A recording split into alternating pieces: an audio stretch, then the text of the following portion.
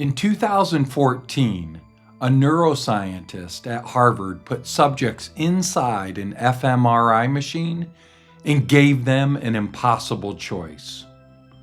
Would you prefer to lie and profit, or tell the truth and lose everything? What he saw on the examination screen changed everything we thought we knew about intelligence. The subjects who chose honesty, their brains lit up like a symphony, the prefrontal cortex firing on all cylinders, planning, reasoning, and future modeling, the highest order thinking the human brain is capable of. The ones who chose to lie, their scans looked, well, lazy, reactive, and primitive. So what does this tell us? Well, we've spent a century measuring intelligence in isolation. The real measure was never only IQ. Intelligence can only be fully measured with character. So let's jump right in. The lie we were sold, Section 1. Let's start with a question. When you picture an intelligent person, who comes to mind? Is it a tech billionaire who disrupted the industry? Maybe it's a Wall Street trader who saw what nobody else saw. Maybe it's a person in the room who always has the cleverest, quickest answer.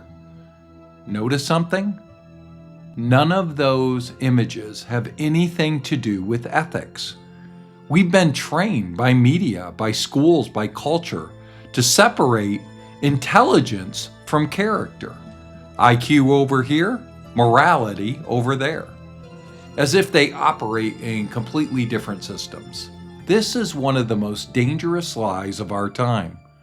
Because here's what the research actually shows. Ethical reasoning isn't separate from intelligence.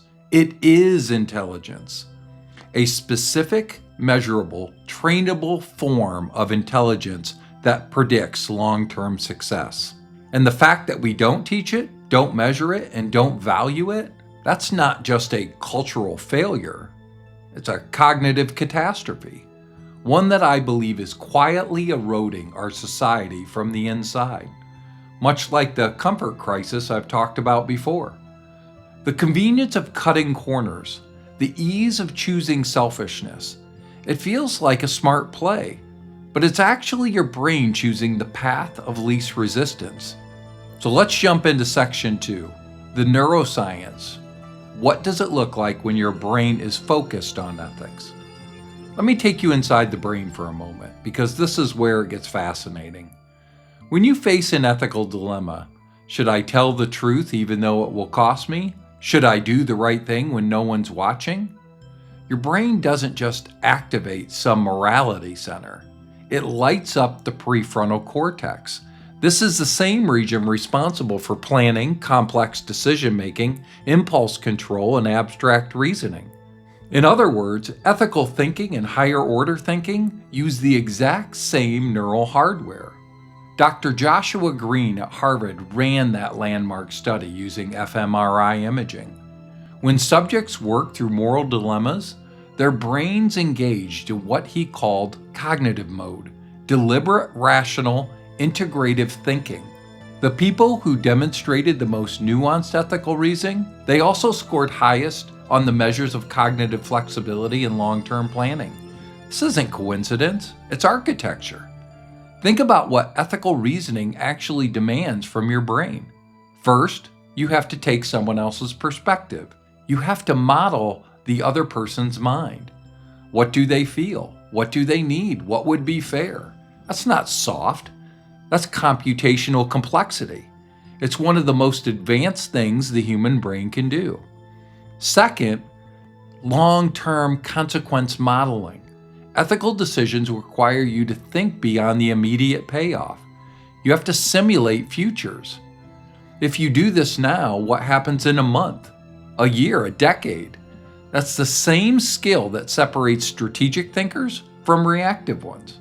Third, impulse override. Every unethical shortcut is at its core a failure of impulse control. The brain sees a quick reward and lunges for it. Ethical behavior requires your prefrontal cortex to override your limbic system. To say no, the long play is better. That's not a weakness. That's the highest form of cognitive control.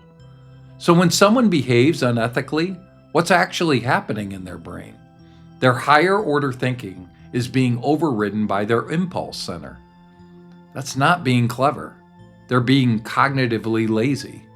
And here's what should alarm all of us. In the age of AI, instant gratification, and algorithmic manipulation, we are training our brains to be cognitively lazier every single day. So let's jump into section 3, which is game theory. Why cheaters always lose. Now, some of you are thinking, this is nice neuroscience, but look at the real world. Unethical people win all the time. Well, do they? Let me introduce you to one of the most replicated findings in mathematics and evolutionary biology, the iterated prisoner's dilemma. In 1980s, political scientist Robert Axelrod invited the world's top game theorists to submit strategies for a simple game: cooperate or betray. The optimal strategy, the one that beat every other approach over hundreds of rounds, was called tit for tat. It was ethical. It started with cooperation, it was forgiving, it retaliated only when betrayed, and it returned to cooperation immediately afterwards. The ruthless strategies, the ones that lied, cheated, and exploited, they won the early rounds. They looked brilliant in the short term, but over time they destroyed their own networks. No one would cooperate with them. They isolated themselves into extinction. Sound familiar? This maps perfectly onto real life.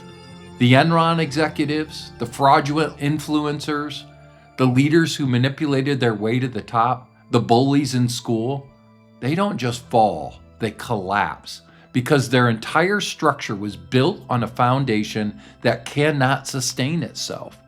Meanwhile, ethical operators build what I call compound trust. Every honest interaction, every fair decision, every time you do the right thing when it costs you something, you're making a deposit into a network that grows exponentially over time. Warren Buffett said it best. It takes 20 years to build a reputation and 5 minutes to ruin it. That's not just a proverb. That's game theory. That's mathematics telling you that ethics is the optimal long-term strategy. And what do we call the ability to consistently choose long-term optimal strategies over short-term impulses? That's right, intelligence. So let's jump into section 4. Why don't we teach this? So if ethical development is genuinely a form of intelligence, and the neuroscience and mathematics both confirm this, why don't we treat it that way? Why don't schools measure it? Why don't companies hire for it? Why doesn't society celebrate it in the way we celebrate IQ scores and SAT results? I've talked before about how our education system was designed to produce workers, not thinkers. This is another dimension of that same failure. We built an education system that tests memorization and rewards compliance. We built a corporate culture that promotes whoever hits the numbers, regardless of how they got there, wins. We build a social media landscape that amplifies the loudest, most provocative, most manipulative voices. And then we wonder why trust is collapsing, why loneliness is an epidemic, why people feel lost. We optimize for the wrong intelligence. We told an entire generation that being smart means being strategic, and being strategic means being willing to do whatever it takes. We stripped ethics out of the intelligence conversation and filed it under nice to have. And now we're living with the consequences. A world full of clever people making catastrophically short-sighted decisions.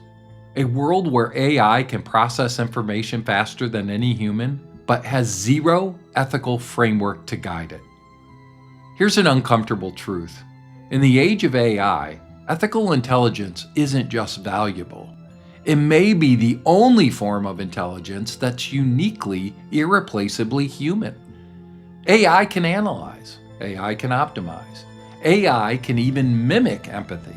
But AI cannot choose to do the right thing when doing so is costly. That requires something no algorithm can possess: moral courage, backed by cognitive discipline. If you don't develop that, you're not just falling behind ethically, you're making yourself replaceable by AI. So, for you, how do you build ethical intelligence? Section 5. Here's the good news. Ethical intelligence is trainable. Your brain can get better at this at any age. Practice. Number 1. Pre-commitment decisions. Before you're in the heat of the moment, decide who you are. Write it down. I don't lie to close deals. I don't gossip about colleagues. I give credit where it's earned. When the moment arrives and your limbic system is screaming for a shortcut, you've already made the decision. You're not relying on willpower in the real time. You're executing a preloaded program. That's how elite performers operate, and it's how ethical thinkers operate too. Number 2, expand your circle of concern. Start deliberately considering the impact of your decisions on people beyond yourself, your team, your community, the next generation. This isn't about being selfless to the point of sacrifice. It's about training your brain's perspective. The more you practice modeling other minds, the stronger your prefrontal cortex becomes. You're literally building cognitive infrastructure. Practice number 3, embrace ethical discomfort. The moment you feel the pull towards a shortcut, when the unethical path is easier, faster, and more profitable, that tension you feel, that's your brain at the gym. Don't run from it. Sit in it. Choose the harder right over the easier wrong. Every time you do that, you strengthen your neural pathways that separate the long-term thinkers from the reactive ones. This is the same principle behind everything I talked about on this channel. Comfort is not your friend. The struggle is the growth. And nowhere is that more true than ethical development. So, let me leave you with this. 5 years from now, AI will be able to do almost anything that we currently call smart. It will write better code. It will analyze data faster.